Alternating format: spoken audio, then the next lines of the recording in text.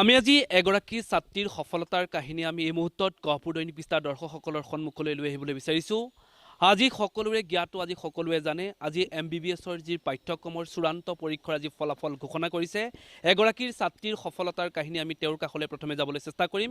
এই মুহূৰ্তত এটা কথা উল্লেখ কৰিব লাগিব যে তেওঁৰ হৈছে পিতৃ মাতৃহীন এগৰাকী ছাত্ৰী। তেওঁৰ ভাইটিৰ বুকুৰ মাজত থাকি এগৰাকী ছাত্ৰী আজি সফলতা অৰ্জন কৰা এই ছাত্ৰীগৰাকীক প্ৰথমে আজি আমি গহপুৰ দৈনিক তৰফৰ পৰা তেওঁলৈ জনাইছোঁ বহুতো শুভকামনা। আমাৰ লগত আছে, আমি প্ৰথমে আপোনালোকক জনাব বিচাৰিছোঁ যে তেওঁ অসমৰ ভিতৰতে ৫ নম্বৰ পঞ্চম স্থান দখল কৰিবলৈ সক্ষম হোৱা আৰু তেজপুৰ মেডিকেল কলেজৰ পৰা তেওঁ প্ৰথম স্থান পাবলৈ সক্ষম হোৱা ছাত্ৰীগৰাকী আজি আমাৰ লগত আছে। আমি তেওঁৰ লগত কিছু বাৰ্তালাপ যাবলৈ চেষ্টা কৰিছোঁ, যিহেতু আজি খুব এটা ভাল লগা খবৰ বুলি ক'ব লাগিব এই অঞ্চলবাসী ৰাইজে। এই অনুষ্ঠানটো সকলো আজি অঞ্চলবাসী ৰাইজে শ্বেয়াৰ কৰাটো অত্যন্ত জৰুৰী বুলি ক'ব লাগিব। এইকাৰণে এইগৰাকী ছাত্ৰীয়ে আমাৰ প্ৰথম এই অঞ্চলৰ পৰা তেওঁ আজি অসমৰ ভিতৰতে পঞ্চম স্থান পাবলৈ সক্ষম হৈছে আৰু এই গহপুৰ ঘাহিঙাৰ এটা সৰু পিছপৰা অঞ্চলৰ পৰা তেওঁ আজি তেজপুৰ মেডিকেল কলেজৰ পৰা তেওঁ প্ৰথম স্থান পাবলৈ সক্ষম হোৱা এই ছাত্ৰীগৰাকীৰ বাবে এই বাতৰিটো আপোনালোকে সকলোৱে শ্বেয়াৰ কৰিব। আমাৰ লগত আছে চেমিষ্টা মহন্ত আছে, আমি তোমাৰ কাষলৈ যাবলৈ চেষ্টা কৰিছোঁ। প্ৰথমে তোমাক আজি কি ক'বা, কেনেকুৱা লাগিছে এই সময়টোত চাগে এটা বুজাব নোৱাৰা অনুভৱ, প্ৰথমে কি ক'বা? নমস্কাৰ, মোৰ আজি ফলাফলটো পাই খুবেই সুখী হৈছোঁ। আজি দেউতাৰ সপোন আছিল, মাৰ সপোন আছিল মোক এজন ভাল চিকিৎসক হিচাপে দেখাৰ। তাৰপিছত তেওঁলোকৰ সপোনটো তেওঁলোকে যিমানখিনি কষ্ট কৰি মোক সেই সপোনটোৰ ফালে আগবঢ়াবলৈ চেষ্টা কৰিলে, তেওঁলোক আজি নাই, তথাপিও মই তেওঁলোকৰ সপোনটো যাতে পূৰ কৰিছোঁ, তেওঁলোকে ওপৰৰ পৰা চাই আছে, তেওঁলোক সুখী হ'ব। তাৰপিছত মোৰ দাদায়েও মোৰ কাৰণে বহুত যথেষ্টখিনি কষ্ট কৰিছে। মা দেউতা নোহোৱাৰ পিছত সিয়ে অকলে আছে, সিয়ে গোটেইখিনি ছাপোৰ্ট দিছে, মৰেলি ছাপোৰ্ট দিছে, বহুতখিনি কৰিছে। তাৰপিছত মই আজি এইখিনি ফলাফল নিজৰ ফালৰ পৰা দিব পাৰিছোঁ বুলি নিজৰো বহুত সুখী অনুভৱ হৈছে। সঁচাই আজি বৰ এটা বুজাব নোৱাৰা অনুভৱ বুলি ক'ব লাগিব। তেওঁৰ ভাতৃ আছে, পতিয়ে তেওঁৰ বুকুৰ মাজত ৰাখি তেওঁ সুন্দৰভাৱে যি ফলাফল বা পঢ়োৱাৰ ক্ষেত্ৰত প্ৰতিটো দায়িত্ব পালন কৰিবলগীয়া হৈছিল। আমাৰ লগত আছে এয়া তেওঁৰ ভাতৃৰ কাষলৈ পোনপটীয়াকৈ যাবলৈ চেষ্টা কৰিম। যিহেতু কি নকম হৈ পৰিছোঁ এই সময়টোত, যিহেতু ভাতৃ তোমাৰ ভণ্টি এটা ৰিজাল্টত এই অঞ্চলবাসী আজি আমি গৌৰৱ কৰিছোঁ দেখা পোৱা গৈছে। কি ক'বা, দুই চকুৰে চকুৰ পানী বাগৰি অহা দেখা পোৱা যায়, একচুৱেলি সুখৰ চকুৰ পানী, কি ক'বা? বাৰু এইটো ভাল লাগিছে বুলিয়ে ক'ম আৰু কি ক'ম আৰু, বেলেগ যথেষ্টখিনি ভাল লাগিছে। দেউতাৰ মেইন সপোন আছিলে, তাৰপিছত মায়েও যথেষ্টখিনি কষ্ট কৰিলে তাইক লৈ পেলাই। তাৰপিছত আৰু বাকীখিনি মই যিমানখিনি পাৰোঁ আগুৱাই নিলোঁ, কিন্তু তাই নিজৰ পঢ়া শুনাখিনি নিজেই ভালদৰে কৰি গৈছিলে। তাৰ লগতে ঘৰৰ কাম কাজবিলাকখিনিও কৰে, যেতিয়াই আহে ঘৰলৈ মোক ভাত বনাইও খুৱায় আৰু মোৰ ভাত সেয়াই আৰু কি ক'ম। মা দেউতাৰ যেতিয়াই তোমালোকক এৰি গুচি গ'ল, তেতিয়াৰ পৰা সম্পূৰ্ণ দায়িত্ব তোমাৰ হাতত দি গ'ল মা আৰু দেউতাই। সেই দায়িত্ব তুমি কিন্তু আখৰে আখৰে পালন কৰিছিলা আৰু ভণ্টিৰ সপোন যি আছিল ডক্টৰ বা চিকিৎসক হোৱা, সেয়াও কিন্তু তুমি পালন কৰিবলৈ আজি সক্ষম হৈছা বুলি ক'ব লাগিব। তোমাৰ নিচিনা এগৰাকী ভণ্টি বা ভাতৃ পাবলৈ সঁচাকৈ দুয়োগৰাকীৰ এটা কপাল বুলি ক'ব লাগিব, কি ক'বা? সেয়া আৰু ভগৱানে যাতে সহায় হওক, আপোনালোকেও যাতে আমাক যিমানখিনি পাৰে চাই যাব আৰু দাদা, সেইখিনিয়ে কৈছোঁ আৰু সিমানেই।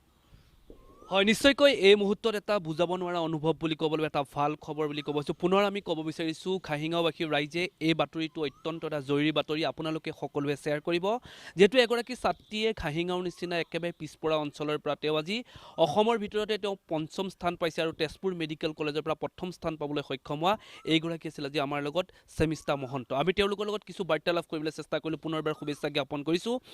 যিগৰাকী হাতত তেওঁৰ প্ৰথম শিক্ষা লৈছিল বা মৰ্ণিং ষ্টাৰ ছিনিয়ৰ ছেকেণ্ডেৰী আমাৰ লগত সঞ্চালক প্ৰধান আছে ছাৰ, প্ৰথমে এটা খুব ভাল লগা সময় বুলি ক'ব লাগিব। আজি আমাৰ অনুষ্ঠানটো গহপুৰ অসমবাসী ৰাইজ আজি সাক্ষী হৈ ৰওক, এটা সুখৰ বাতৰি লৈ আহিছে, কি ক'ব বিচাৰিব?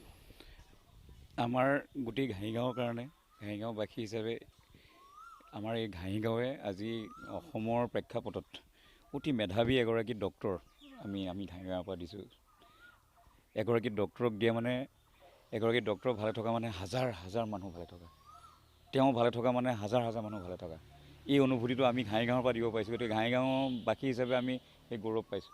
আৰু আমাৰ স্কুলৰ পৰা তেওঁ ৰেংক পাই পেলাই মেট্ৰিকত স্থানপ্ৰাপ্ত ছোৱালী, তাৰ পৰা গৈ আকৌ মেডিকেলত তেওঁ হায়াৰ ছেকেণ্ডেৰীত স্থান নাপালে অলপ নম্বৰৰ কাৰণে, কিন্তু আজিতো গৈ পেলাই আকৌ মেডিকেলত টপাৰ হৈ পেলাই প্ৰমাণ কৰিলে নাই আমাৰ যে সেই স্থান পোৱাটো কিমান জেনুইন আছিলে। মানে সেই যে মেধাটো আমি যে মেজাৰ কৰিছিলোঁ সেইটো যে শুদ্ধ আছিলে। আজি তেজপুৰ মেডিকেল কলেজৰ প্ৰথম হৈছে, গোটেই অসমৰ মেডিকেল কলেজখিনিৰ যিটো ৰেংকিঙত তেওঁ পঞ্চম স্থান পাইছে, আৰু MBBSত পঞ্চম স্থান পোৱা মানে টপ 5ৰ এটা বেলেগ এটা মৰ্যাদা থাকে। তেওঁলোকে MBBSৰ যিকোনো মানে MBBSৰ পিছৰ পষ্টিংটো যিটো হয় তেওঁলোকে নিজৰ ইচ্ছাত চইচ কৰিব পাৰে। গতিকে অৰ্থাৎ মেডিকেল কাউন্সিলো বা মেডিকেল যিটো ডিপাৰ্টমেণ্ট গভৰ্ণমেণ্টৰ তেওঁলোকক সেই মৰ্যাদাটো দিয়ে যে তোমালোকে নিজৰ ইচ্ছামতে চিলেক্ট কৰিব পাৰা তোমালোকৰ জেগাটো।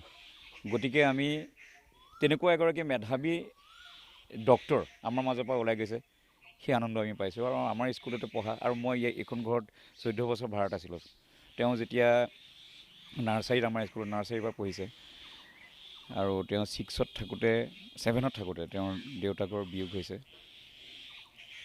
আৰু চিন্ময় মহন্ত যেতিয়া মেট্ৰিক পৰীক্ষা চলি থকা সময়তে 2 নম্বৰ দিনাখনৰ পৰীক্ষা শেষ হোৱাৰ পিছত দেউতাকৰ হঠাৎ অতি আকস্মিকভাৱে তেওঁ বিয়োগ হৈছিলে। আৰু তথাপিতো চিন্ময় মহন্তেও তেওঁ কেৰিয়াৰ কিন্তু কমপ্লিট কৰিছে। তেওঁ এগ্ৰি BSc কমপ্লিট কৰিলে। তাৰ পিছত তেওঁ নিজৰ কথা নাভাবি পেলাই ভনীয়েকৰ কথা ভাবিলে, যিহেতু মাকৰো বিয়োগ হৈছে। মাকৰ দহা দিনাখনে তাই মেডিকেলত পোৱাটো খবৰটো আহিছে। মাকক ট্ৰিটমেণ্ট কৰি থকা অৱস্থাত মাক লগত মানে সাধাৰণতে আমি দেখা পাওঁ, এতিয়া যিমান দেখা পাইছোঁ নতুন প্ৰজন্মত মেডিকেল ক্ৰেক কৰিবলৈ যোৱা, মেডিকেলৰ লগত কোচিং কৰোঁতে নিজৰ ঘৰৰ পৰা মাক দেউতাক লগত থাকেগৈ। তেনেকুৱা অৱস্থাত কিন্তু তাৰ সম্পূৰ্ণ বিপৰীতে তেওঁ মাকক লগত নি ট্ৰিটমেণ্ট কৰাই কিন্তু তেওঁ মেডিকেল ক্ৰেক কৰিছে। গতিকে তেওঁৰ টেলেণ্টটো এই পৃথিৱীৰ এনেকুৱা কোনো শক্তি নাই যে তেওঁৰ টেলেণ্টটো কোনোবাই ৰখাব পাৰিব। গতিকে তেওঁ এই সততা আমি আশীৰ্বাদ কৰিছোঁ, আমি অভিনন্দনৰ লগত আশীৰ্বাদ কৰিছোঁ।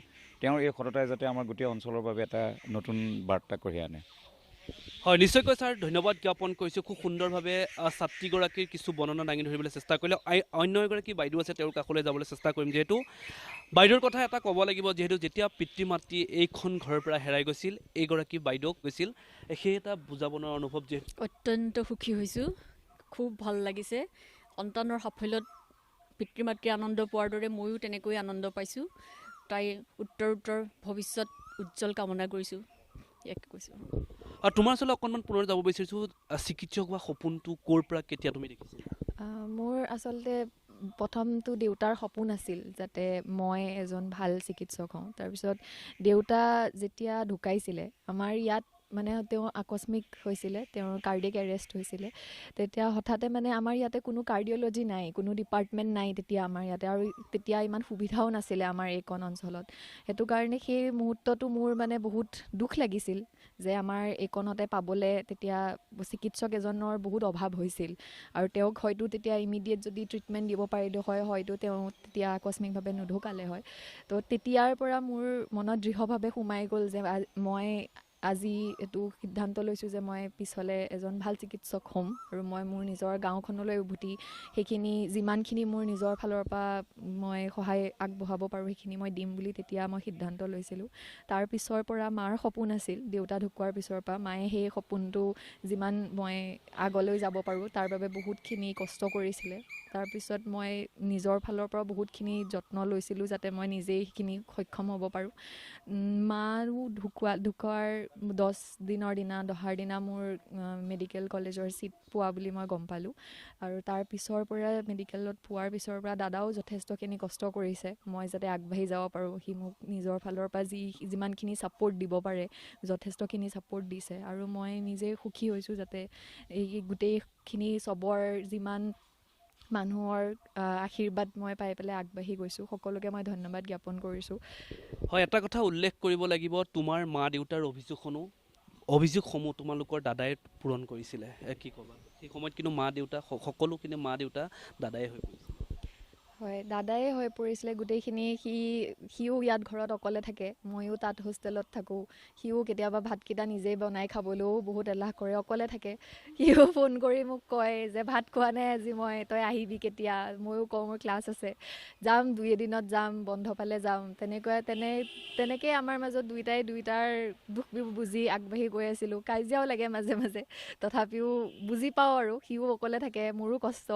পৰীক্ষা লৈ পেলাই সেয়া আৰু তাক কিন্তু আমাৰ ভাড়া থাকিছিলে পেহীহঁত খুৰীহঁত সকলোৱে চাই আমি আহিলে মই আহিলে মোকো চাই দাদা থাকিলে দাদাকো চাই কিবা হ'লেও মই তেওঁলোককে কওঁ যাদৱ ছাৰ আছে যাদৱ ছাৰেও আমাক বহুতখিনি যথেষ্টখিনি সৰুৰ পৰা বহুত সহায় কৰিছে যাদৱ ছাৰ যেতিয়াই কিবা অসুবিধা হয় ছাৰলৈ ফোন কৰিলে ছাৰে তৎক্ষণাত আহি ওলাইহি তাৰপিছত আমাৰ দিগন্ত দা আছে দিগন্ত দা মই আহিলেই লগত আহে মই সন্ধিয়া অকলে থাকোঁ বুলি ভাবিলেও দিগন্ত দা আহি লগতে থাকে লগতে আমি থাকোঁ যি মানে সহায় লাগে সহায় কৰি যায় তাৰ বাবে মই আজি সকলোৰে আগত নিজৰ ধন্যবাদ জ্ঞাপন কৰিছোঁ এগৰাকী ছাত্ৰীৰ সফলতাৰ কাহিনী আজি আমি গহপুৰ দৈনিক পৃষ্ঠাৰ দৰ্শকসকলৰ আগত আনিবলৈ চেষ্টা কৰিলোঁ আমি আশা কৰোঁ আপোনালোকে ছাত্ৰীগৰাকীক আশীৰ্বাদ কৰিব ভৱিষ্যতৰ দিনত যাতে অসমৰ ভিতৰতে তেওঁ এগৰাকী ভাৰতৰ ভিতৰতে এগৰাকী ভাল চিকিৎসক হিচাপে তেওঁৰ নাম উজ্বলি থাকক এই মুহূৰ্তত সবিশেষ তথ্য আমি দাঙি ধৰিবলৈ চেষ্টা কৰিলোঁ এই মুহূৰ্তত এই অনুষ্ঠানৰ পৰা বিদায় লৈছোঁ পৰৱৰ্তী খবৰ চাই থাকিব গহপুৰ দৈনিক পৃষ্ঠা